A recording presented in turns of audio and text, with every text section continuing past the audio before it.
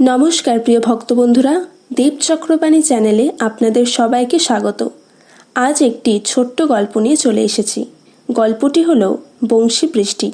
তো যুক্ত থাকুন ভিডিও শেষ পর্যন্ত। শ্রীকৃষ্ণ সময়ে সময়ে রাধারানীর সঙ্গে সাক্ষাৎ করতেন। রাধারানীর শাশুড়ি জটিলা ও ননদ কুটিলার অবশ্য তাদের এই রকম সাক্ষাতে ঘোর আপত্তি ছিল। বিশেষত কুটিলা রাধারানীর প্রতি অতিরিক্ত সতর্ক, যাতে কৃষ্ণ তার সাথে দেখা করতে এলেই তাকে ধরতে পারে। একবার লীলাপর শ্রীকৃষ্ণ যখন রাধারানীর শয়নকক্ষে রয়েছেন, তখন কুটিলা কক্ষের ভেতর থেকে কৃষ্ণের কণ্ঠস্বর শুনতে পেলেন। সে তৎক্ষণাৎ তাদেরকে একত্রে ধরতে ত্রস্তপদে রাধারানীর শয়নকক্ষের দিকে ছুটল। কিন্তু কৃষ্ণ কুটিলার আগমনের আভাস পাওয়া মাত্রই শয়নকক্ষের জানলা দিয়ে অদৃশ্য হলেন। কুটিলা এসে কৃষ্ণকে দেখতে না পেয়ে খুবই হতাশ হলো। আজও কৃষ্ণ অনায়াসে পালিয়ে গেল। সে তাকে ধরে অন্যদের কাছে প্রমাণ করতে পারল না যে কৃষ্ণ রাধারানীর সঙ্গে সাক্ষাৎ করতে এসেছিলেন। কুটিলা যখন রাধারানীর শয়নকক্ষে প্রবেশ করল, তখন সে রাধারানীর শয্যায় কৃষ্ণের বাঁশিটি পড়ে থাকতে দেখতে পেল। তাড়াতাড়ি গৃহ হতে নিষ্ক্রান্ত হতে গিয়ে কৃষ্ণ তার প্রিয় বাঁশিটি সেখানে ফেলে গিয়েছিল।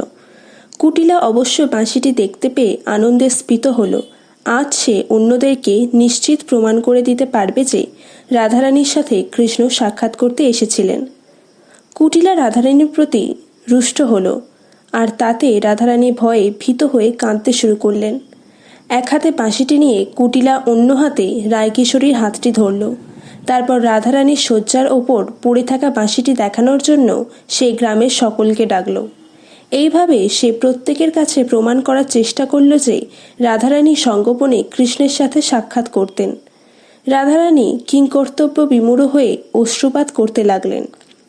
সেই সময় অকস্মাৎ সেখানে পৌর্ণমাসী এলেন। তিনি জানতে চাইলেন সেখানে এত শোরগোল কেন। কুটিলা পুরো ঘটনাটি তাকে সবিস্তারে জানালো। কিভাবে কৃষ্ণ রাধারানীর সাথে সাক্ষাৎ করতে আসেন, কিভাবে তা তিনি অন্তর্হিত হয়ে যান। অভ্রান্ত নিদর্শন হিসেবে শয়নকক্ষের শয্যায় পড়ে থাকে তার বাঁশিটি। একথা শুনে পৌর্ণমাসী কেবলই খুব হাসতে লাগলেন, আর তাকে এইভাবে হাসতে দেখে কুটিলা ক্রুদ্ধ হলো। কুটিলা তাকে জিজ্ঞাসা করল, তুমি এত হাসছো কেন? এটা অত্যন্ত গুরুতর ব্যাপার। এটাকে গভীর গুরুত্ব না দিয়ে তুমি কেবল হাসছো। পৌর্ণমাসী বললেন, কুটিলা, তুমি কি শোনোনি যে গত রাত্রে সারা বৃন্দাবনে বংশী বৃষ্টি হয়েছে? সেজন্য তোমাদের গৃহেও কিছু বংশী বর্ষণ হয়ে থাকবে। তুমি রাধারানীর শয়নকক্ষে বংশী দেখেছ, এর কারণ এই নয় যে সেখানে কৃষ্ণের আগমন ঘটেছিল। এর কারণ সমগ্র বৃন্দাবনে কাল রাতে বংশী বৃষ্টি হয়েছিল। তখন প্রত্যেকে কুটিলার কক্ষ দেখতে গেল। সেখানে তারা 3টি বংশী দেখতে পেল। তারপর সকলে চলল জটিলার ঘরের দিকে। সেখানে জটিলার বিছানায় তারা 6টি বংশী পড়ে থাকতে দেখল। এইভাবে কেউই আর বিশ্বাস করল না যে কৃষ্ণ রাধারানীর শয়নকক্ষে এসেছিলেন। রাধারানী সমস্ত শঙ্কা অপবাদ থেকে মুক্ত হলেন। সর্বতোভাবে ভ্রান্ত প্রতিপন্ন হয়ে কুটিলা নিজেকে মূর্খ ভাবতে লাগল। সকলকে জানাই অসংখ্য ধন্যবাদ ভিডিও শেষ পর্যন্ত যুক্ত থাকার জন্য। হরে কৃষ্ণ।